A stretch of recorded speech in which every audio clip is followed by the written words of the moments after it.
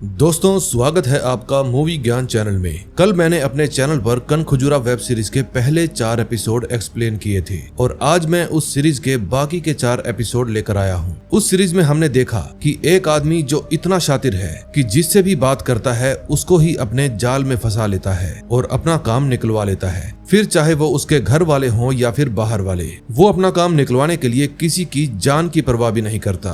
अब ज्यादा बातें न करते हुए हम कहानी आगे बढ़ाते हैं। अगर आपने पिछली वीडियो नहीं देखी तो उसका लिंक आपको डिस्क्रिप्शन और आई बटन दोनों में मिल जाएगा। पहले जाकर उसको देखें, तभी आपको आगे देखने का मजा आएगा।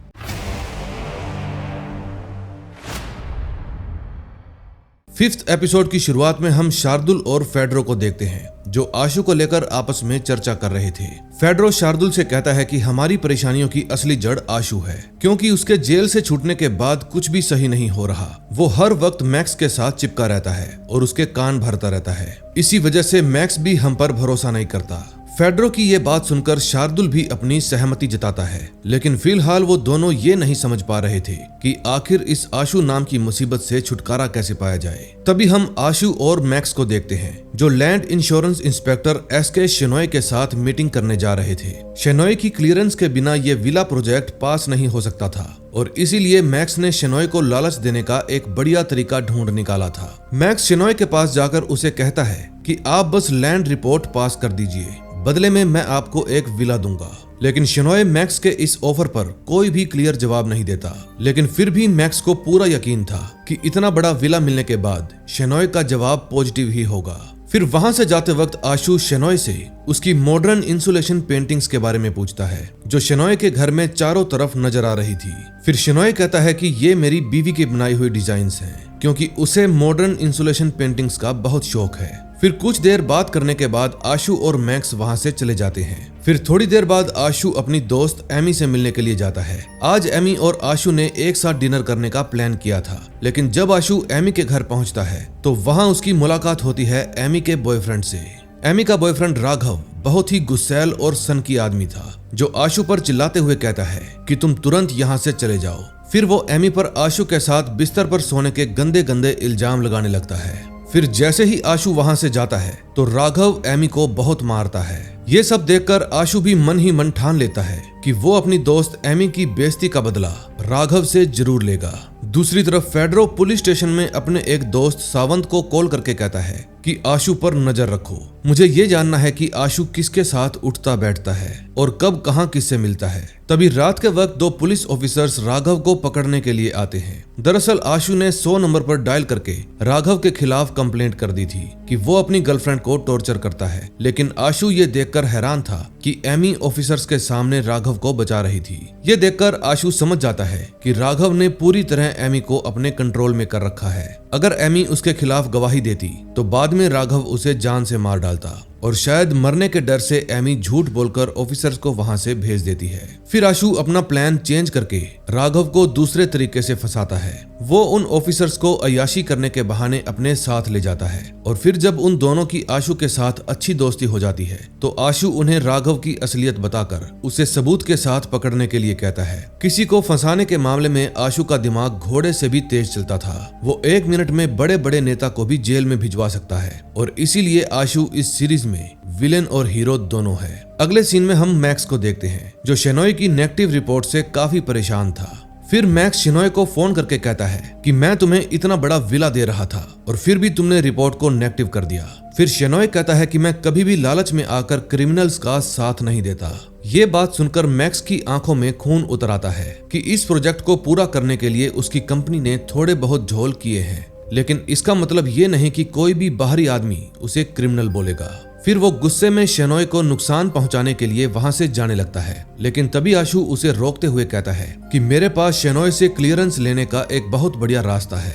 आशु ने इस बार भी अपना दिमाग लगाकर एक तरकीब निकाल ली थी। उसके प्लान के मुताबिक मैक्स शेनॉय को विला देने की बजाय उसकी पत्नी की सारी मॉडर्न आर्ट खरीद लेगा, जिसके बाद शेनॉय इस क्लियरेंस के लिए मना कर ही नहीं सकता। फिर जैसे जैसे समय बीतता है आशु का प्लान बिल्कुल सही साबित होता है। शेनॉय की बीवी जब उसे बताती है कि किसी बड़े बिल्डर और उसके भाई ने हमें बहुत बड़ा मॉडर्न आर्ट का ऑर्डर दिया है तो शेनॉय हैरान रह जाता है। फिर वो तुरंत एक रिपोर्ट तैयार करके मैक्स की लैंड क्लियरेंस कंफर्म कर देता है, जिसके बाद मैक्स और आशु रात में एक साथ डिनर करने का तय करते हैं। अब तक आशु ने राघव का भी बंदोबस्त कर दिया था, क्योंकि पिछली रात पुलिस को राघव की गाड़ी से कुछ जहरीली दवाइयां बरामद हुई थी, जो बेशक उन ऑफिसर्स और आशु ने ही वहां पर रखी थी। फिर जैसे तैसे जेल से छूटने के बाद राघव एमी को मैसेज करता है कि मेरे और तुम्हारे बीच में सब खत्म हो गया, अब मैं गोवा छोड़कर जा रहा हूँ। ये मैसेज पढ़ते ही एमी की आंखों में आंसू आ जाते हैं, लेकिन कहीं न कहीं वो इस बात से खुश भी थी कि इस दरिंदे से उसका पीछा छूटा। फिर रात के वक्त एमी और आशु दोनों ही मैक्स और निशा के साथ डिनर करते हैं। उनको देखकर मैक्स भी समझ जाता है कि मेरा भाई एमी से बहुत प्यार करता है। जब एमी और निशा कुछ देर साथ बातें करते हैं तो निशा उससे स्कूल के दिनों के बारे में पूछने लगती है। फिर जवाब में एमी कहती है कि आशु शुरू से ही बहुत सीधा है, बचपन में हर कोई उसके हकलाने का मजाक उड़ाता था और उन लोगों में से एक मैक्स भी है। फिर एमी और निशा दोनों के ही मन में एक ख्याल आता है कि आखिर आशु जैसा इंसान किसी का खून कैसे कर सकता है, लेकिन अगर उन्हें आशु की सच्चाई पता चल जाती तो शायद आज उनके ख्याल कुछ और ही होते। फिर नेक्स्ट डे मैक्स के मामा उसे मिलने के लिए बुलाते हैं और बताते हैं कि पुलिस ने हमारे खास आदमी विनायक को रेप केस के इल्जाम में पकड़ लिया है और अगर वो नहीं छूटता तो ब्लैक मनी की हेराफेरी करने में बहुत दिक्कत हो जाएगी। मामा की बात सुनकर मैक्स भी टेंशन में आ जाता है, क्योंकि अगर विनायक ने अपने सोर्सेज के बारे में बता दिया तो मामा और मैक्स दोनों ही फंस जाएंगे। अगले सीन में हम देखते हैं डीसीपी लीना एक बार फिर से किसी केस की इन्वेस्टिगेशन के लिए आशु को मिलने के लिए बुलाती है। दरअसल आशु 14 साल जेल में रहने के बाद वहां के सारे तौर तरीके सीख गया था और इसीलिए जब भी किसी कैदी की असलियत जाननी होती थी तो लीना आशु को कैदी बनाकर दूसरे कैदी के साथ जेल में डाल देती थी और इसी तरह से उन्होंने कमलेश वाला केस भी सोल्व किया था। उस दिन जब कमलेश ने आशु को फंसाने की कोशिश की और उसे बताया कि मार्टिन को कहां कहां पर चाकू मारा गया था, तो इससे एक बात तो क्लियर हो गई कि मार्टिन का खून किसी और ने नहीं बल्कि कमलेश ने ही किया है। इस बार भी लीना कमलेश वाले केस की तरह आशु को विनायक के साथ जेल में भेज देती है। आशु को इस बात का कोई भी अंदाजा नहीं था कि विनायक का कनेक्शन उसके भाई मैक्स और एमएलए संतोष के साथ है। जब आशु विनायक से रेप वाली बात जानने की कोशिश करता है तो विनायक कहता है कि मुझे इन सब की कोई टेंशन नहीं, मेरा कनेक्शन बड़े बड़े पॉलिटिशियंस के साथ है और जब उन्हें मेरे बारे में पता चलेगा तो वो तुरंत मुझे यहाँ से निकलवा लेंगे। फिर आशु विनायक से पूछता है कि कौन सा पॉलिटिशियन। जवाब में विनायक कहता है कि है एक, जिसके भांजे का बहुत बड़ा कंस्ट्रक्शन बिजनेस शुरू होने वाला है और उस प्रोजेक्ट के कई सारे झोल मुझे पता है। फिर लीना विनायक की ये सारी बातें सुनते ही फौरन आशु को सेल से बाहर बुलवा लेती है, क्योंकि वो समझ गई थी कि ये प्रोजेक्ट आशु के भाई मैक्स का है और जब आशु को इस बात का एहसास होगा तो वो अपने भाई को बचाने की कोशिश करेगा। कुछ समय बाद लीना आशु से साफ साफ मना कर देती है कि अब हमें तुम्हारी कोई जरूरत नहीं है। फिर आशु लीना की इस बात पर थोड़ा गुस्सा हो जाता है, क्योंकि पहली बार ऐसा हुआ था जब लीना ने उसे बिना मुजरिम का कन्फेशन लिए उसे केस से बाहर निकाल दिया हो। फिर जाने से पहले आशु चुपचाप लीना की टेबल पर रखी एक केस फाइल से विधायक की विक्टिम महिमा की तस्वीर खींच लेता है, ताकि वो महिमा के पास जाकर उसे केस वापस लेने के लिए फोर्स कर सके। जब आशु वहां से जाने लगता है तो सावंत तुरंत फेड्रो के पास फोन करके आशु के पुलिस स्टेशन में आने वाली बात बता देता है। फेड्रो समझ नहीं पा रहा था कि आखिर आशु का पुलिस स्टेशन में क्या काम हो सकता है। दूसरी तरफ आशु को महिमा का पता लगते ही वो एक कैफे में पहुंच जाता है जहां पर महिमा मौजूद थी। वो महिमा को झूठ बोल देता है कि मैं एक एनजीओ से हूं, ताकि महिमा उसकी बात सुनकर घबराए ना। अब आशु महिमा को अपने जाल में फंसाना शुरू कर देता है और कहता है कि मैं या दुनिया का कोई भी इंसान आपका दुख नहीं समझ सकता, लेकिन अगर आप विनायक के खिलाफ केस फाइल करोगी तो कहीं न कहीं हर रात आपके मन में भी उसे लेकर बुरे बुरे ख्याल आएंगे। महिमा को आशु की बात सही लगती है। अब उसे भी लग रहा था कि कंप्लेंट दर्ज करवाने के बाद भी विनायक अपने सोर्सेज की मदद से छूट जाएगा और इसीलिए महिमा अब अपनी कंप्लेंट वापस ले लेती है। पुलिस कमिश्नर और लीना दोनों ही महिमा के इस बयान पर हैरान रह जाते हैं, क्योंकि विनायक पर रेप का इल्जाम भी उसने खुद लगाया था।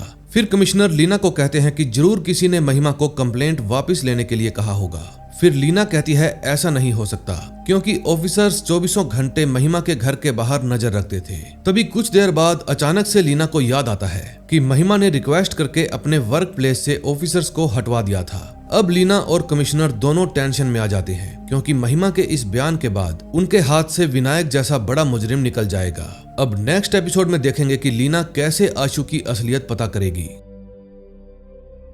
6th एपिसोड की शुरुआत में हम लीना को देखते हैं जो एमी की बेकरी पर कुछ सामान खरीदने के बहाने पूछताछ करने के लिए जाती है। एमी लीना से कहती है कि आशु कभी भी कुछ गलत नहीं कर सकता, लेकिन लीना कहती है कि जितना आशु को तुम जानती हो मैं उससे कई गुना ज्यादा जानती हूँ। पिछले 14 सालों में मैंने आशु के साथ मिलकर कई सारे केस सुलझाए हैं। वो जितना सीधा दिखता है उतना ही ज्यादा खतरनाक है। और फिर वो एमी को वार्न करती है कि तुम उससे दूर रहना। पहले तो एमी को लीना की बातों पर विश्वास ही नहीं होता, लेकिन जब लीना उससे पूछती है कि क्या आशु तुम्हें किसी बार में कॉकटेल पिलाने ले गया था, तो एमी के होश उड़ जाते हैं। वो समझ जाती है कि आशु का उसे कॉकटेल पिलाने ले जाना सिर्फ एक बहाना था। असल में आशु उस विक्टिम के साथ बात करना चाहता था जो उस कैफे में काम कर रही थी। अगले सीन में हम शार्दुल और फेडरो को देखते हैं जो मैक्स के ऑफिस में उसे सच से रूबरू करवाने आए थे।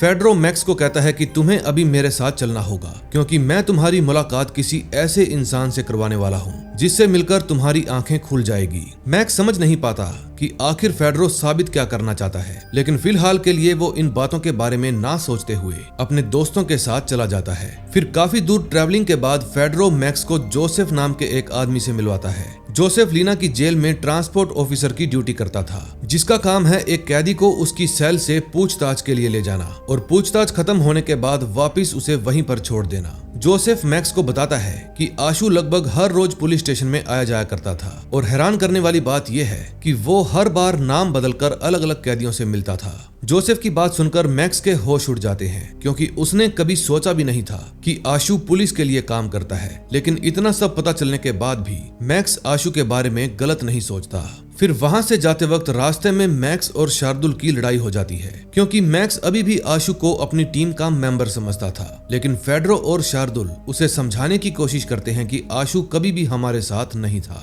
फिर उन दोनों की लड़ाई के चलते फेडरो की गाड़ी एक पत्थर से टकराकर खराब हो जाती है और इसीलिए अब उन तीनों को घर पैदल ही जाना पड़ता है। रास्ते में बातें करते करते मैक्स और शार्दुल वापिस से दोस्त बन जाते हैं। शार्दुल और फेडरो दोनों मैक्स को कहते हैं कि तुम बचपन में हुई सारी बातें भूल गए हो। हम तीनों हमेशा एक टीम बनकर साथ रहते थे और हमारा मेन बकरा था आशु। दरअसल वो सभी आशु का मजाक उड़ाया करते थे, कभी कभी उसे मारते भी थे। फिर एक रात उन्होंने लड़कियों को इम्प्रेस करने के लिए आशु को उनके पीछे लगा दिया ताकि आशु वहां जाकर उन्हें परेशान करे और फिर मैक्स, फेडरो और शार्दुल हीरो बनकर उन लड़कियों को बचा ले। मैक्स शार्दुल को कहता है कि ऐसा नहीं हो सकता, आशु हमारी ही टीम में था और जिस रात ये हादसा हुआ मैंने एक पत्थर पर हम चारों के नाम लिखे थे। मैक्स की बात सुनकर फेडरो उसे कहता है कि तुमने पत्थर पर सिर्फ हम तीनों के नाम लिखे थे और अगर तुम्हें यकीन नहीं आता तो आज भी उस पत्थर के पास जाकर देख सकते हो। फिर मैक्स आशु को लेकर उन दोनों से और बहस नहीं करता, लेकिन मन ही मन सोच लेता है कि वो आज रात उस पत्थर के पास जाकर नाम जरूर चेक करेगा। दूसरी तरफ आशु मैक्स से मिलने के लिए उसके घर आता है। उस वक्त मैक्स घर में मौजूद नहीं था, इसलिए ईरा आशु से रिक्वेस्ट करती है कि अगर कुछ काम ना हो तो मेरे साथ स्विमिंग पूल में आकर खेल सकते हो। आशु को पानी से बहुत डर लगता था, इसलिए वो ईरा को कई बार मना करता है कि मुझे नहीं आना, लेकिन जब वो ज्यादा फोर्स करती है तो आशु स्विमिंग के लिए मान जाता है। फिर पूल में उतरते ही आशु की सांसें फूलने लगती हैं और उसे याद आता है कि कैसे एक बार मैक्स, शार्दुल और फेडरो ने उसे परेशान करने के लिए पानी में डुबो दिया था और तब से लेकर आज तक आशु के मन से वो डर गया ही नहीं। तभी निशा आशु की हालत देखते ही तुरंत उसे पानी से बाहर निकाल लेती है। फिर वो आशु से पूछती है कि तुम पानी से इतना डरते क्यों हो। फिर आशु उसे मैक्स, शार्दुल और फेडरो वाली बात बता देता है। आशु अभी भी अपने भाई के प्यार में पागल था। वो एक बार भी ये नहीं सोचता कि उस हादसे में इसकी जान भी जा सकती थी, बल्कि वो तो मैक्स का बचाव करते हुए निशा को कहता है कि मैक्स तो हमेशा से ही मुझे मजबूत बनाने के लिए ये सब करता रहता था। तभी रात के वक्त निशा और आशु एक साथ बैठकर ड्रिंक करते हैं। तभी बातचीत करते वक्त आशु निशा को कुछ पहले की बातों के बारे में बताने लगता है और बातों बातों में उसके मुंह से ये निकल जाता है कि मैक्स 12वीं फेल हो गया था। आशु की बात सुनकर निशा के होश उड़ जाते हैं क्योंकि जब मैक्स ने उसे प्रपोज किया तब उसने यही कहा था कि मैं एक सिविल इंजीनियर हूँ और एक 12वीं फेल लड़का कभी भी सिविल इंजीनियर नहीं बन सकता। फिर आशु निशा से कुछ देर बातें करने के बाद एमी से मिलने चला जाता है। फिर एमी आशु को देखते ही उसे कहती है कि प्लीज तुम यहाँ से चले जाओ और दोबारा कभी भी मुझे कांटेक्ट करने की कोशिश मत करना। अब आशु समझ नहीं पा रहा था कि अचानक एमी को क्या हो गया। फिर वो कई बार उससे पूछता है कि किसी ने तुम्हें कुछ कहा है क्या, लेकिन एमी उसे लीना का नाम नहीं बताती। दूसरी तरफ मैक्स उस पत्थर के पास पहुंच जाता है और देखता है कि उस पर सिर्फ 3 ही नाम लिखे हुए हैं और ये देखकर उसके होश उड़ जाते हैं। अब जाकर मैक्स को एहसास होता है कि शार्दुल और फेडरो बिल्कुल सही बोल रहे थे। आशु कभी भी हमारी टीम में था ही नहीं और शायद इसीलिए मैक्स उसे ज्यादा पसंद भी नहीं करता। तभी नेक्स्ट डे आशु जब कहीं जा रहा था तो एक आदमी उसे रोकते हुए कहता है कि डीसीपी लीना ने तुरंत आपको मिलने के लिए बुलाया है। अब उस आदमी के हाव भाव देखकर आशु को कुछ ठीक नहीं लगता। उसे शक हो जाता है कि ये जरूर किसी और के पास ही लेकर जा रहा है। फिर जब वो आदमी लीना को फोन लगाता है तो आशु ये चेक करने के लिए कि ये लीना से बात कर रहा है या किसी और से, वो खुद लीना के पास कॉल कर लेता है। लेकिन जैसे ही लीना फोन उठाती है तो आशु समझ जाता है कि ये किसी और से ही बात कर रहा है। तभी वो आदमी अपने बाकी साथियों को भी बुला लेता है और फिर वो सभी आशु को सीधा अपने बॉस शार्दुल के पास ले जाते हैं। दरअसल ये सारा नाटक शार्दुल और फेडरो ने करवाया था, क्योंकि अब मैक्स का सपोर्ट मिलने के बाद आशु उनके लिए कोई मायने नहीं रखता था। फिर शार्दुल आशु को बहुत मारता है और पूछता है कि तुमने पुलिस को हमारे बारे में क्या बताया। जवाब में आशु शार्दुल के मुंह पर थूक देता है और कहता है कि मेरा भाई मैक्स मुझे बचाने जरूर आएगा। दूसरी तरफ मैक्स अपने पारिवारिक और बिजनेस रिलेशन को लेकर बहुत परेशान था। एक तरफ उसे ईरा और निशा पर ध्यान देना है ताकि वो दोनों नाराज ना हो, और दूसरी तरफ आशु, शार्दुल और फेडरो ने उसको परेशान करके रखा हुआ है। तभी हम देखते हैं कि आज मैक्स की बेटी ईरा का परफॉर्मेंस था, इसलिए मैक्स अपना सारा काम छोड़कर सीधा ईरा के स्कूल में पहुंच जाता है। लेकिन बदकिस्मती से परफॉर्मेंस के ठीक 1 मिनट पहले ही मैक्स के मामा जी उसे कॉल कर देते हैं, जिसके कारण मैक्स को ईरा का परफॉर्मेंस मिस करके वहां से जाना पड़ता है। अब निशा के लिए ये सारी बातें बर्दाश्त से बाहर हो जाती हैं। फिर वो मैक्स को कहती है कि तुम मुझे कभी भी कोई बात नहीं बताते, और यहाँ तक कि तुमने तो ये भी झूठ बोल रखा है कि तुम एक सिविल इंजीनियर हो। निशा की ये बात सुनते ही मैक्स समझ जाता है कि आशु ने ही उसे सब कुछ सच बता दिया होगा। अब मैक्स के मन में आशु के प्रति जो थोड़ी बहुत हमदर्दी बची थी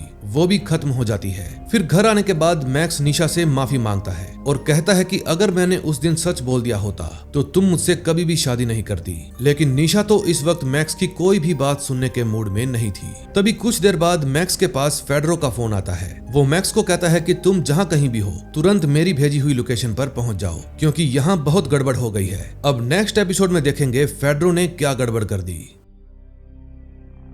7th एपिसोड की शुरुआत वहीं से होती है जहां से एपिसोड 6 खत्म हुआ था। मैक्स वहां आते ही सबसे पहले शार्दुल और फेडरो को बाहर भेज देता है ताकि वो आशु से अकेले में बात कर सके। अब मैक्स प्यार से आशु से पूछता है कि तुमने हमारे बारे में पुलिस को क्या बताया। जवाब में आशु कहता है कि कुछ नहीं, मैंने कुछ नहीं बताया, मैंने शार्दुल और फेडरो को बेवकूफ बनाया था। फिर आशु का जवाब सुनकर मैक्स हैरान रह जाता है, क्योंकि इतनी मार खाने के बाद भी आशु हंस रहा था, और यही बात दर्शाती है कि वो मैक्स से कितना प्यार करता है। अब आशु मैक्स को सारी सच्चाई बताना शुरू कर देता है। वो कहता है कि मैंने हमेशा से ही सब कुछ सिर्फ तुम्हारे लिए किया है। तुम्हारे प्रोजेक्ट में कितनी भी रुकावटें आई हो, सभी को मैंने रास्ते से हटा दिया। सबसे पहले कैथी, फिर जनार्दन, देशमुख भाई और उसका बेटा सूर्या, सबको मैंने ही रास्ते से हटाया है। आशु को यकीन था कि ये सारी बातें जानने के बाद मैक्स का प्यार उसके प्रति बढ़ जाएगा। लेकिन जैसे ही आशु मैक्स को ये सारी बातें बताता है तो मैक्स गुस्से से पागल होने लगता है। फिर वो चिल्लाते हुए आशु को कहता है कि तुम बचपन से लेकर आज तक एक लीच की तरह मेरा खून चूस रहे हो, और मैं तुम्हारी नादानियां देखकर कभी भी इस बात का अंदाजा तक नहीं लगा पाया कि तुम मुझसे प्यार करते हो या मेरे लिए खतरा हो। आशु मैक्स का ऐसा बर्ताव देखकर हैरान रह जाता है, क्योंकि वो इतने घंटों से शार्दुल और फेडरो से सिर्फ इसीलिए मार खा रहा था क्योंकि उसे यकीन था कि मैक्स यहाँ पर उसको बचाने के लिए जरूर आएगा। लेकिन अब मैक्स की गालियां सुनने के बाद आशु तुरंत उसे धक्का देकर वहां से भाग निकलता है। इतने में लीना भी आशु को ट्रेस करते हुए वहां पर पहुंच जाती है। फिर जैसे ही उसकी नजर आशु पर पड़ती है तो वो तुरंत उसे गाड़ी में बिठाकर वहां से ले जाती है। अब इस पूरी दुनिया में सिर्फ लीना ही थी जिसको आशु पर भरोसा था। फिर लीना आशु को घर ले जाकर उसे दवाइयां देती है, और फिर खाना खाते वक्त वो दोनों इस बारे में बात करते हैं कि आशु को मैक्स पर इतना भरोसा नहीं करना चाहिए था। तभी मैक्स अपनी वाइफ निशा और मामा जी को आशु की असलियत बता देता है। संतोष मैक्स से पूछता है कि कहीं आशु हमारे खिलाफ गवाही तो नहीं दे देगा। फिर मैक्स कहता है नहीं, वो ऐसा बिल्कुल भी नहीं करेगा। कहीं ना कहीं मैक्स को अभी भी यकीन था कि आशु उसे नुकसान नहीं पहुंचाएगा, लेकिन आशु की हालत देखने के बाद कहानी कुछ और ही बयां कर रही थी। इस वक्त लीना की गैर मौजूदगी में आशु अपना आपा खो देता है। अब हर मिनट उसको ये बात सता रही थी कि जिस इंसान के लिए उसने अपनी जान को भी दांव पर लगा दिया, उसने उसे लीच और कन खुजूरा बोलकर यूं ही छोड़ दिया। फिर आशु तय करता है कि वो किसी भी हालत में आज रात मैक्स का खेल खत्म कर देगा। अब मैक्स का विला प्रोजेक्ट भी पास हो गया था। सभी बड़े ऑफिसर्स इस बात से सहमत थे कि ये प्रोजेक्ट आने वाले समय में खूब तरक्की करेगा और इसी खुशी में मैक्स और निशा आज रात एक बड़ी पार्टी का आयोजन करते हैं। रात के वक्त जब लीना घर आ जाती है तो आशु चुपचाप उसकी गन चुराकर मैक्स की पार्टी में पहुंच जाता है। अब बस आशु को सही मौके का इंतजार था ताकि जब मैक्स पार्टी से बाहर आए तो वो उसे खत्म कर दे। कुछ देर बाद वो मौका आशु के हाथ लग जाता है, लेकिन जैसे ही आशु मैक्स को शूट करने के लिए जाता है तभी अचानक से शार्दुल उसे देख लेता है। फिर आशु को मजबूरन वहां से भागना पड़ता है क्योंकि अगर शार्दुल उसे पकड़ लेता तो मैक्स, शार्दुल और फेड्रो तीनों आज रात आशु का खेल खत्म कर देते। लेकिन अच्छी बात यह थी कि लीना को गन के बारे में पता चलते ही वो तुरंत आशु को रोकने आ गई। फिर आशु उसी के साथ गाड़ी में बैठकर वहां से भाग निकलता है। रास्ते में लीना आशु को समझाती है कि तुम अपने गुस्से को पालना सीखो काशीनाथ। मुझे पता है कि तुम मैक्स को लेकर काफी परेशान हो, लेकिन अगर तुमने उसे मार दिया तो बाद में तुम्हें अपनी पूरी जिंदगी जेल में ही सड़ना पड़ेगा। इस वक्त आशु को इन सभी बातों की कोई परवाह नहीं थी, इसलिए वो लीना को कहता है कि मैं मैक्स को मारने के बाद खुद को भी खत्म कर दूंगा। लेकिन लीना उसे समझाती है कि हमें ये जंग उसे मारकर नहीं बल्कि लीगल तरीके से जीतनी है। अब आशु और लीना दोनों ही ये बात जानते थे कि मैक्स ने अपना प्रोजेक्ट पास करवाने के लिए कई तरह के झोल किए हैं और अगर आशु उन सभी सीक्रेट्स को सार्वजनिक कर दे तो मैक्स पूरी तरह से बर्बाद हो जाएगा। फिर आशु को ये आइडिया काफी पसंद आता है, जिसके बाद अगली सुबह लीना कमिश्नर से बात करती है और उन्हें अपने प्लान के बारे में बता देती है। फिर आशु मैक्स को फंसाने के लिए सबसे पहले यूपीसी मेंबर गैब्रियल के पास जाता है और कहता है कि पुलिस ने मुझे बहुत मारा और उगलवा लिया कि आपने मैक्स का प्रोजेक्ट पास करने के लिए उससे रिश्वत ली थी। आशु ने ये सारी बातें अपने मन से ही कही थी, लेकिन गैब्रियल के हाव भाव देखकर वो समझ जाता है कि उसका तीर एकदम निशाने पर बैठा है। अब आशु ये सारी बातें जाकर लीना को बता देता है। फिर लीना एक ऑफिसर को फोन करके ऑर्डर देती है कि तुरंत गैब्रियल का बैंक अकाउंट चेक करो। तभी आशु कैथी के घर जाकर बाकी के सुराग ढूंढता है और उसे याद आता है कि कैथी मैक्स को किसी प्रॉपर्टी के लिए ब्लैकमेल कर रही थी और अगर ऐसा है तो जरूर वो प्रॉपर्टी पेपर्स यहीं पर होंगे। काफी ढूंढने के बाद आशु को वो पेपर्स मिल जाते हैं, जिसके बाद वो एग्जीक्यूट करता है प्लान सी को। फिर आशु एक ऑफिसर को बोलकर जिस जगह पर वो विला बनने वाला था वहां की सॉइल टेस्ट करवाता है, क्योंकि उसको पता था कि एसके शेनॉय ने विला रिपोर्ट झूठी बनाई है और अगर नई रिपोर्ट पुरानी वाली के साथ मैच नहीं हुई तो ये मैक्स को फंसाने के लिए एक आसान सा रास्ता बना सकती है। कुछ समय बाद पुलिस निशा के ऑफिस में आकर उसे अरेस्ट कर लेती है, क्योंकि जिस अकाउंट से गैब्रियल को पैसे भेजे गए थे वो निशा के नाम पर है। दरअसल मैक्स ने कुछ समय पहले ही निशा के नाम से एक अकाउंट खुलवाया था ताकि जब भी उसे ब्लैक मनी या फिर कोई रिश्वत लेनी देनी होती थी तो सारा ही पैसा सीक्रेटली निशा के अकाउंट से मैनेज हो सके। निशा की गिरफ्तारी के बाद आशु थोड़ा परेशान हो जाता है, क्योंकि उसने ये सब निशा को फंसाने के लिए नहीं किया था। इनफैक्ट उसे तो पता भी नहीं था कि मैक्स बच जाएगा और उसकी वाइफ निशा फंस जाएगी। अगले सीन में हम फेड्रो को देखते हैं, जो निशा को दिलासा दे रहा था कि तुम बहुत जल्दी यहाँ से छूट जाओगी। लेकिन निशा अब कोई और झूठी कहानी सुनना नहीं चाहती थी। वो फेड्रो को कहती है कि मुझे बेवकूफ बनाना बंद करो। अब मुझे समझ में आ चुका है कि तुम, शार्दुल और मैक्स मेरे जरिए क्या क्या करते हो। कुछ देर बाद ऑफिसर्स पूछताछ के लिए निशा को वहाँ से ले जाते हैं। फिर पूछताछ होने के बाद जब वो बाहर जाती है तो वो मैक्स से बात करना बंद कर देती है। तभी हम देखते हैं कि आशु मैक्स के पास फोन करता है और कहता है कि मैं तुमसे अकेले में मिलना चाहता हूँ। अब मैक्स भी आशु से मिलना चाहता था। अब नेक्स्ट एपिसोड में देखेंगे कि वो दोनों मिलकर क्या करेंगे। लास्ट एपिसोड की शुरुआत एक फ्लैशबैक से होती है। ये बात तब की है जब आज से 14 साल पहले आशु, मैक्स, फ्रेडो और शार्दुल ने मिलकर एक टूरिस्ट का खून कर दिया था। उस वक्त खून का इल्जाम उन सभी के ऊपर था, लेकिन शार्दुल और फेड्रो ने अपने बयान में सिर्फ आशु का ही नाम लिया। आशु बार बार ऑफिसर्स को कहता रहा कि प्लीज मैक्स को बुलाओ। उसे यकीन था कि मैक्स उसकी बात जरूर सुनेगा, लेकिन अब मैक्स और आशु के मिलने के बाद उन दोनों के बीच में क्या बात हुई ये हमें आगे पता चलेगा। अगले सीन में हम आशु को देखते हैं, जो निशा को फोन करके उसे सारी सच्चाई बता रहा था। आशु निशा को कहता है कि मैं गलत नहीं हूँ। मैक्स, फ्रेडो और शार्दुल ने मिलकर मुझे बहुत मारा और अगर मैं वहाँ से नहीं भागता तो शायद वो लोग मेरी जान भी ले लेते। निशा को आशु की किसी भी बात पर यकीन नहीं था, लेकिन तभी आशु कहता है कि मैं मैक्स को जेल में भिजवा कर ही रहूंगा, लेकिन इस वक्त तुम्हें सिर्फ अपनी बेटी ईरा के बारे में सोचना है। फिर निशा कहती है कि मुझे ना तो तुम सही लगते हो और ना ही मैक्स, इसलिए अब मैं तुम दोनों के बीच में नहीं आऊंगी। फिर इतना कहकर निशा फोन काट देती है। तभी हम फेड्रो को देखते हैं, जिसने निशा को छुड़वाने के लिए कई सारे इल्जाम अपने सिर पर ले लिए थे, लेकिन अब वो जैसे तैसे जेल से छूटकर मैक्स के पास वापस आ जाता है। मैक्स फेड्रो को वहां देखकर खुश नहीं होता। दरअसल फेड्रो ने उसे कहा था कि निशा को छुड़वाने में कुछ दिन लग सकते हैं, जबकि निशा बिल्कुल बेकसूर थी और फेड्रो, जिसको सब कुछ पता है, वो इतनी जल्दी कैसे छूट गया। मैक्स को शक होता है कि जरूर फेड्रो ने पुलिस को कुछ बता दिया होगा, या फिर ये भी हो सकता है कि फेड्रो का फोन टैप हो। फिर फेड्रो मैक्स को कहता है कि तुम मेरे बारे में ऐसा सोच भी नहीं सकते, लेकिन मैक्स उसे बिना कोई जवाब दिए उसे वहां से जाने के लिए कहता है।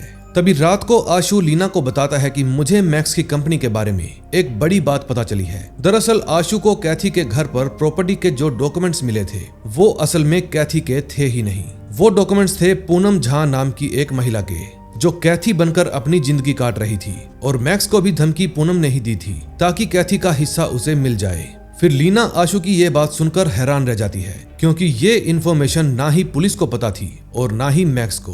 फिर अगली सुबह लीना कमिश्नर के पास जाकर उन्हें पूनम झा के बारे में सब कुछ बता देती है।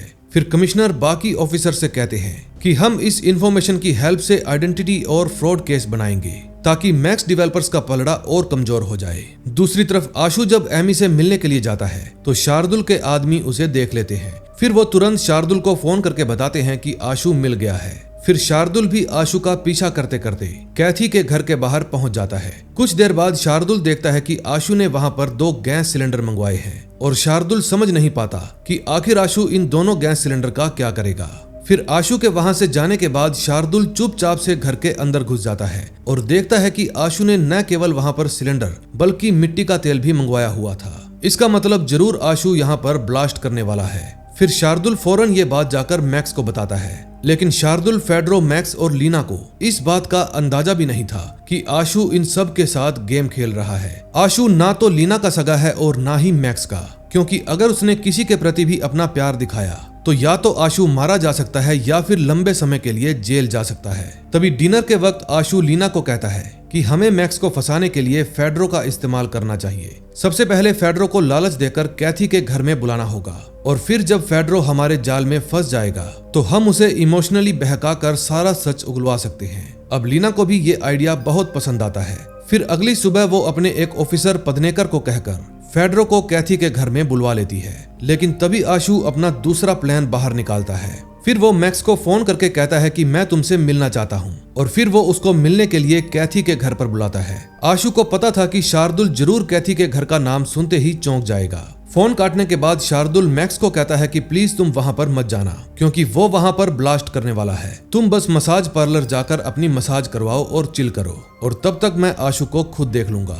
अब जैसा आशु ने सोचा था ठीक वैसा ही होता है। जब फेड्रो और पदनेकर कैथी के घर पर मीटिंग कर रहे थे, तभी शार्दुल भी चुपचाप वहां पर घुस जाता है, लेकिन उसको ये अंदाजा भी नहीं था कि इस घर में आशु नहीं बल्कि फेड्रो है। फिर शार्दुल आशु को मारने के लिए दोनों सिलेंडर की गैस लीक कर देता है और फिर आग लगाकर वहां से भाग जाता है। कुछ ही मिनटों में एक तेज धमाके के साथ पदनेकर की मौत हो जाती है और फेड्रो गंभीर चोटों के कारण कोमा में चला जाता है। आशु दूर खड़ा ये सब कुछ रिकॉर्ड कर रहा था ताकि बाद में वो ये साबित कर सके कि कैथी के घर पर आग शार्दुल ने लगवाई थी। लेकिन वो ये वीडियो डायरेक्टली पुलिस के पास नहीं भेजता, बल्कि वो इसे केवल 2 लोगों के पास भेजता है, शार्दुल और निशा। उसने शार्दुल को ये वीडियो इसलिए भेजी ताकि वो डर के मारे शहर से गायब हो जाए, क्योंकि अगर शार्दुल गायब हो गया तो कैथी के घर में आग लगाने का इल्जाम सीधा मैक्स पर आ जाएगा। और निशा को ये वीडियो भेजने का कारण ये था कि उसे मैक्स की सच्चाई पता चल सके और इस बात का एहसास हो कि आशु ने मैक्स के बारे में जो कुछ भी बताया था वो सब कुछ सच है। फिर पुलिस वाले आशु और मैक्स दोनों को ही गिरफ्तार करके पूछताछ करने के लिए ले जाते हैं। तभी मैक्स कमिश्नर को कहता है कि ये सब आशु ने किया होगा, क्योंकि वो कैथी के घर में आग लगाकर मुझे मरवाना चाहता था। जबकि दूसरी तरफ आशु कहता है कि ये सब मैक्स ने किया है, क्योंकि वो और उसके दोस्तों को पता चल गया था कि मैं पुलिस के साथ मिला हुआ हूँ। फिर सवाल जवाब खत्म होने के बाद कुछ समय के लिए आशु और मैक्स दोनों को ही आराम दिया जाता है। तभी कुछ देर बाद निशा मैक्स से मिलने के लिए वहां पर आती है और कहती है कि मुझे पावर ऑफ टर्नी पर तुम्हारे साइन चाहिए, क्योंकि अब निशा को एहसास हो गया था कि आगे चलकर मैक्स उसके और ईरा के लिए खतरा बन सकता है, और इसीलिए उसने तय किया कि मैक्स जब तक जेल में रहेगा तब तक उसका कारोबार वो संभालेगी। लेकिन मैक्स को निशा पर पूरा भरोसा था, इसलिए वो तुरंत ही पावर ऑफ टर्नी पर साइन कर देता है। फिर कुछ समय बाद लीना ऑर्डर्स जारी करती है कि मैक्स और आशु दोनों को एक ही जेल में बंद कर दिया जाए, ताकि हमें पता चल सके कि उन दोनों में से कौन सच्चा है और कौन झूठा। फिर पूरा एक दिन बीत जाने के बाद भी मैक्स और आशु आपस में बात तक नहीं करते। तभी अगली सुबह निशा मामा संतोष के पास जाती है और कहती है कि मेरे पास मैक्स डेवलपर्स को आगे बढ़ाने का एक बहुत अच्छा सुझाव है। निशा के दिमाग में जरूर कुछ बड़ा चल रहा था, लेकिन अब वो क्या करने वाली है ये हमें आगे पता चलेगा। दूसरी तरफ आशु मैक्स से बात करना शुरू कर देता है। वो मैक्स पर अपना सारा जहर उगल देता है और चिल्लाते हुए पूछता है कि तुम मुझे पसंद क्यों नहीं करते। लेकिन मैक्स तो नम्र और एक अच्छा भाई बनने का नाटक करता है और प्यार से कहता है कि मैंने कभी भी तुम्हारे बारे में अच्छा नहीं सोचा। जिस भाई को अपने बिजनेस में पार्टनर बनाना चाहिए था, मैंने उसे अपने घर में भी जगह नहीं दी और इसीलिए आज मैं तुमसे माफी मांगना चाहता हूँ। अब आशु को लगता है कि जैसे मैक्स 18 घंटे जेल में रहने के बाद सच में सुधर गया हो, लेकिन तभी मैक्स अपनी चाल चलना शुरू करता है। वो आशु को भड़काते हुए कहता है कि मैंने जानबूझकर उस टूरिस्ट वाले केस में तुम्हें फंसाया था, क्योंकि अगर मैं चाहता तो तुम्हारे खिलाफ बयान ना देता, लेकिन सच्चाई तो ये है कि मुझे कभी तुम्हारी परवाह ही नहीं थी। मैक्स की बातें सुनकर आशु का खून खोल उठता है। फिर वो तुरंत ही मैक्स को मारने लगता है और ये बात भूल जाता है कि जिस सेल में उन्हें बंद किया गया था वहाँ पर कैमरे भी लगे हैं। मैक्स को यकीन था कि आशु का ऐसा हिंसक स्वभाव देखकर ये बात साबित हो जाएगी कि उसी ने कैथी के घर में आग लगाई थी। लेकिन मैक्स ये बात भूल गया था कि उसका भाई एक कनखुजूरा है, क्योंकि आशु जो भी करता है उससे पहले ही वो बैकअप तैयार कर लेता है और इस बार का उसका बैकअप थी निशा। जिस रात आशु ने निशा को फोन करके ये कहा कि मैक्स के साथ तुम और इरा खतरे में हो, तो उसी रात निशा का माथा ठनक गया। अब निशा मामा जी और कमिश्नर के बीच में एक डील करवा देती है ताकि मैक्स जेल चला जाए और बाद में पावर ऑफ टर्नी की हेल्प से निशा मैक्स का पूरा कारोबार अपने नाम करवा ले। अब आशु ने जो ये तीर अंधेरे में चलाया था वो एकदम सही निशाने पर लगा। निशा खुद ऑफिसर्स के सामने ये बयान देती है कि मैक्स और शार्दुल आशु के जेल से छूटने के बाद से काफी परेशान रहते थे और जब उन्हें ये पता चला कि आशु पुलिस के साथ मिला हुआ है तो उन्होंने आशु को मारने के लिए कैथी के घर में आग लगा दी। फिर निशा का ये बयान सुनने के बाद मैक्स के होश उड़ जाते हैं, क्योंकि उसने कभी सोचा भी नहीं था कि जिस पत्नी को उसने जान से भी ज्यादा प्यार किया वो उसके साथ ऐसा करेगी। अब मैक्स को जेल हो जाती है और आशु को बाइज्जत बरी कर दिया जाता है और इसी के साथ इस कहानी का एंड हो जाता है। दोस्तों, मुझे उम्मीद है कि आपको ये कहानी पसंद आई होगी, सो प्लीज वीडियो को लाइक करके चैनल को सब्सक्राइब कर दें और बेल आइकन दबाना मत भूलना, क्योंकि नेक्स्ट सीरीज और भी धमाकेदार होने वाली है। हम मिलेंगे नेक्स्ट वीडियो में। Till then bye bye.